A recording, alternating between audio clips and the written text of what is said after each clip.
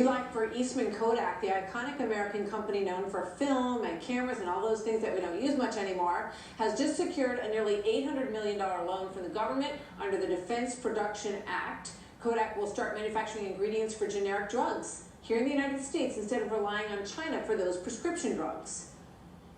So many of our basic drugs are made in China. We need to stop that. We need to bring it back to the United States so we're not dependent on China in a pandemic. Look at this as a national security issue, a health security issue.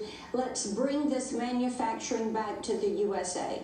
Well, it looks like that's what's happening. The loan would bring hundreds of jobs back to Kodak's home in Rochester, New York, and dozens to St. Paul, Minnesota. Here now, White House Trade Advisor Peter Navarro. Peter, good to see you this evening. You know, we all remember going to the drugstore, buying film, putting it in the camera, big yellow boxes, a whole wall of them behind the counter that is just not there anymore. And this is a very innovative idea from this company. Here's the CEO talking to Fox Business this morning. Watch this. Do you go to the administration and say, look, we can do this, this, and this, give us some money? No. I think it was kind of a mutual.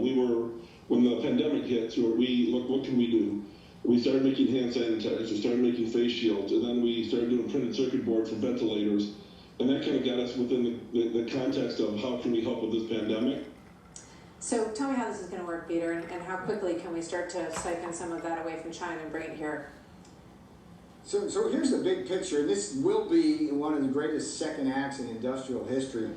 We were up there yesterday with the Deputy Secretary of Defense Norquist, Adam Bowler, who's the CEO of the Defense Development Finance Corporation, which is the one who's actually doing the loan.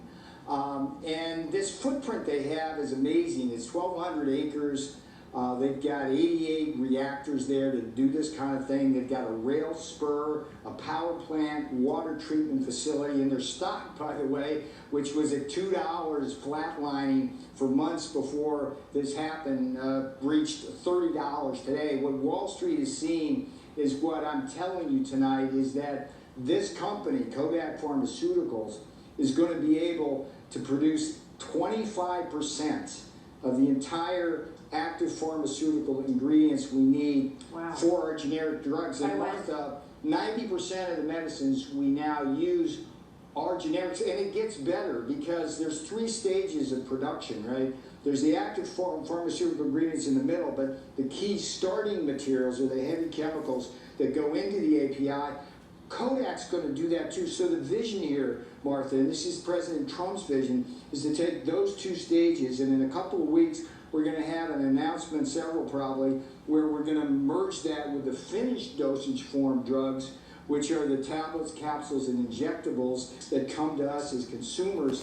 And this is a beautiful thing, and it's breathtaking, and it's also an incredibly creative use of the Defense Production Act. I mean, nobody's ever done it quite like this. And I think I've spent a lot of time in upstate New York, and a lot of those towns really were ravaged when so much production and manufacturing left this country and went to China. I think of Corning, I think of Kodak, I think of all of those towns that literally were devastated when all of that manufacturing left. And you talk about all the reasons, you know, they've got the rail line, they've got the water, they've got all of that because they were such a huge manufacturing hub. So when you say they're gonna get up to 25, making up to 25%. 25%. So when? By when? What's the time frame? It's going to be a ramp up over 5 years, which for China is like 5 minutes. For us, it's an eternity. But they're already producing smaller quantities of these chemicals. And one of the other big deals we did, which is a beautiful thing, is a company called Flow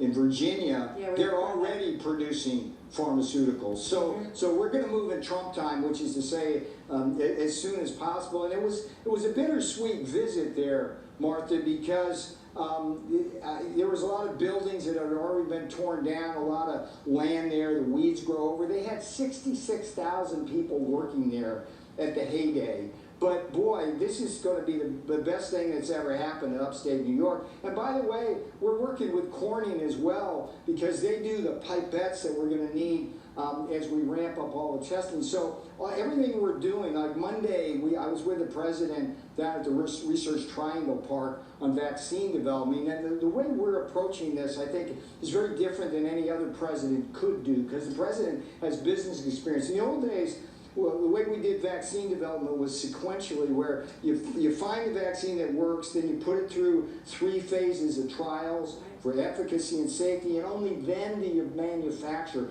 No, that's not what this president is doing.